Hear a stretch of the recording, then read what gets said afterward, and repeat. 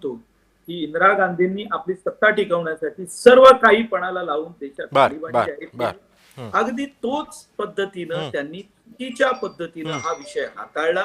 आणि आज जर का काँग्रेसचे नेते याची कबुली देत असतील तर अनेक नेते आहेत, म्हणजे यामध्ये काही पी चिदंबरम आहेत असं नाही, अनेक चुका ज्या काँग्रेसने घडलेल्या आहेत, गुलाम नबी आझाद आहेत, ते कुठे ना कुठे मान्य करतात की काँग्रेसने काय काय चुका केल्या. शशी थरूर आहेत, आज ही मंडळी मान्य करतायत. नक्कीच आता या सगळ्या पार्श्वभूमीवरती नेमका आता या वक्तव्याचे नेमके काय परिणाम हे येत्या राजकारणामध्ये होऊ शकतात आणि निवडणुकांवरती सुद्धा कसे परिणाम ठरू शकतात हे सुद्धा पाहणं महत्त्वाचं ठरणार आहे. मात्र आणखी एक महत्त्वाची बातमी आपल्याला आताच हाती येते, ती म्हणजे अर्थातच तेजस विमानासंदर्भातली. अखेर भारतीय बनावटीचं तेजस विमान आकाशामध्ये झेप घेत आहे. येत्या शुक्रवारी स्वदेशी तेजस वायुदलाच्या ताफ्यामध्ये सामील होणार आहे. संरक्षण मंत्री राजनाथ सिंह यांच्या प्रमुख उपस्थितीमध्ये तेजस वायुदलामध्ये आता सामील होईल.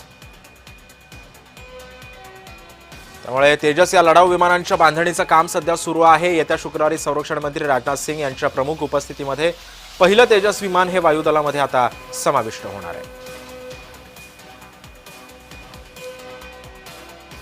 आणि या संदर्भामध्ये बोलण्यासाठी आपल्यासोबत असणार आहेत निवृत्त lieutenant colonel Satish Dhage sir आपल्यासोबत आहे. सतीश सर, स्वागत आहे तुमचं या जय महाराष्ट्राच्या या चर्चासत्रामध्ये.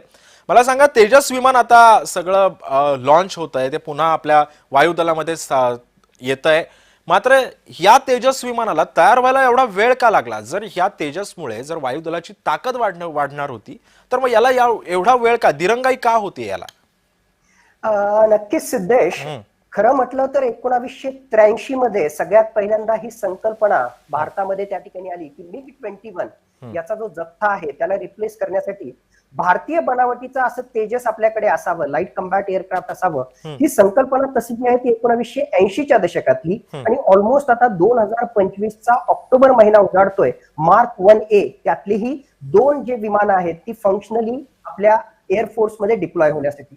सर्वात महत्वाचं कारण म्हणजे यासाठी लागणारं जे अत्याधुनिक तंत्रज्ञान आहे आणि त्यातल्या त्यात त्याच्याशी संबंधित जे जेट इंजिन आहे ते जेट इंजिन आपण अमेरिकेकडून त्या ठिकाणी घेणार होतो. त्या संबंधितला आपला करार झाला, आपण त्यांना पैसे दिले, पण वेळोवेळी काही ना काही कारणास्तव अमेरिकेनं जे आहे ते तंत्रज्ञान आपल्याला देण्यासाठी किंवा त्यांची जी GE कंपनी आहे, जनरल इलेक्ट्रिक कंपनी, त्या जनरल इलेक्ट्रिक कंपनीद्वारा GE 404 हे जे इंजिन त्या ठिकाणी लागतं ते इंजिन ऍडिक्वेट क्वांटिटीमध्ये भारताला न दिल्यामुळे एवढा डिले त्या ठिकाणी त्याच्यात झालेला आहे. आणि त्या डिले विषयी जे आहे काही महिन्यांपूर्वीच इंडियाच्या एअरफोर्स चीफनं सुद्धा जे आहे स्पष्टपणे HAL जी कंपनी आहे, हिंदुस्तान एरोनॉटिक लिमिटेड, जे हे विमान त्या ठिकाणी बनवतंय त्याविषयी सुद्धा जे आहे त्यांनी आपले एक प्रकारचं डिससॅटिस्फॅक्शन त्या ठिकाणी केलं होतं.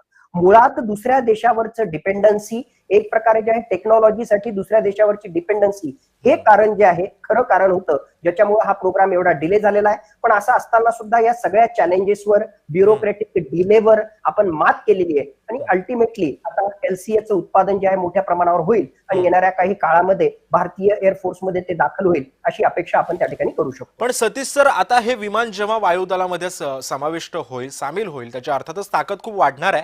मात्र याचा इतर देशांच्या या सगळ्या लष्करावरती कसा परिणाम करू शकतो? जर एखादी युद्धजन्य परिस्थिती आली तर हे विमान कशा पद्धतीने सरस ठरू शकतं?